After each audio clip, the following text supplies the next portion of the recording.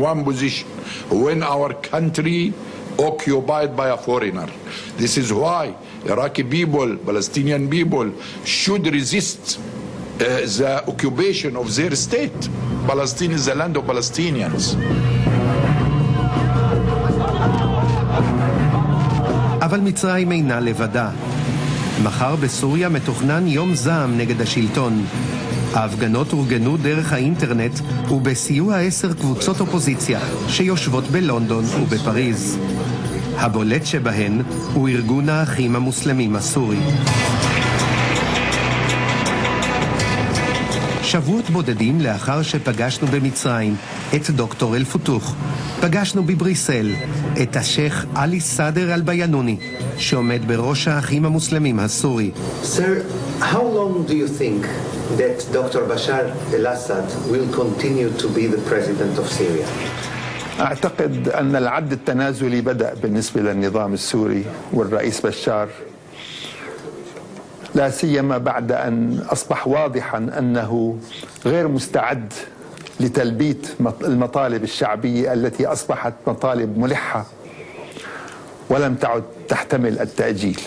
نعتقد أنه إذا رفع الغطاء الدولي عن هذا النظام فهو غير مؤهل للاستمرار لأنه لا يستند لأي قاعدة شعبية. Do you accept the existence of Israel as a state? هي إسرائيل موجودة. هناك في قرارات للشرعية الدولية تطالب إسرائيل بالانسحاب إلى حدود عام 1967. نعتقد أنه إذا نفذت هذه القرارات يمكن أن تعيش المنطقة بسلام.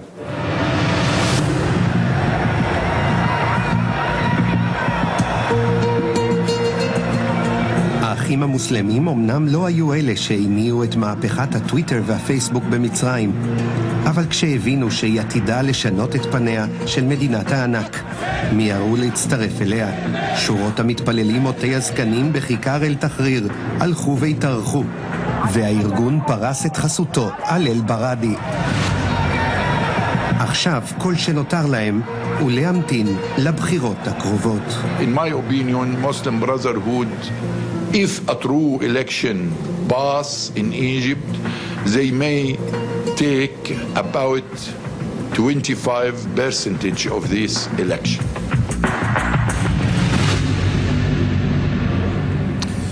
אהוד יערי, אתה יודע מה? זה גרסה הרבה יותר מתונה מה ששמענו בכתבה הזאת. אומרים לך, גם האחים המוסלמים המצרים, גם האחים המוסלמים בסוריה, אנחנו נקיים את הסכמי השלום, נכיר בישראל, ממש... כן, אז לעניין הזה אני אומר יאיר שיש מחלוקת בתוך האחים המוסלמים כיצד להציג את עמדתם בנושא הישראלי.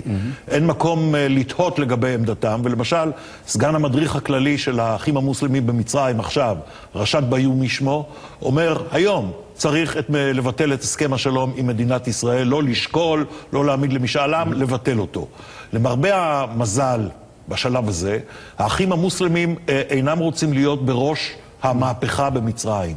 הם בכוונה מחזיקים את עצמם קצת בצל, הם מורים לאנשיהם לא להשמיע סיסמאות מובהקות של האחים המוסלמים כמו האסלאם הוא הפתרון, שאז ההפגנות מזוהות כמו האחים המוסלמים, מפני שהם יודעים שברגע שהם מופיעים בראש, בחזית, בחלון הראווה, המשטר נוהג אחרת, גם הצבא וגם שירותי הביטחון. מה שראינו היום, שהייתה להם דאגה שמא ההפגנות לא יקבלו את הממדים הרצויים, ואנחנו ראינו היום המוני אחים מוסלמים ממלאים את הכיכרות, ובעיר השנייה בגודלה במצרים, אלכסנדריה, למעשה האחים המוסלמים השתלטו על ההפגנה במרכז העיר, שם בסידי ג'אבר. תגיד, התוכנית הפשרה שהבאת בפתיחת המהדורה, שלפיה מובארק יהפוך לאיזה סוג של כמעט שליט בובה, זה דבר שיכול באמת להצליח? אני לא יודע לומר לך, כי האחים המוסלמים שעליהם דיברנו עכשיו, אומרים זה לא מקובל אליהם, מובארק צריך ללכת, וגם הרחוב אומר את זה, דרך אגב גם דוקטור ברדאי, שמבטיח שהוא בעצמו לא יתמודד לנשיאות. אבל הרעיון הבסיסי הוא זה, וזה דבר שהאמריקאים עובדים עליו בצורה מאוד נמרצת עם ראשי הצבא והמודיעין המצריים. עובדים על תסריט שלפיו יש תיקון תיקונים במשטר ולא החלפת המשטר, פותחים את הדלתות לרווחה בפני האופוזיציה, אבל דואגים שהאחים המוסלמים לא יהיו אלה שיפרצו בכוח. ודן שפירא, ראש הדסק המזרח תיכוני במועצה האמריקאית לביטחון לאומי אצל אובמה, אומר ארצות הברית לא תכיר בממשל האחים המוסלמים. למעשה יש הסכמה בין אובמה ובין עומר סולימן שצריך לגרום לזה שההתקוממות תיגמר ברפורמות ולא במהפכה. יפה, אהוד יערי, תודה רבה.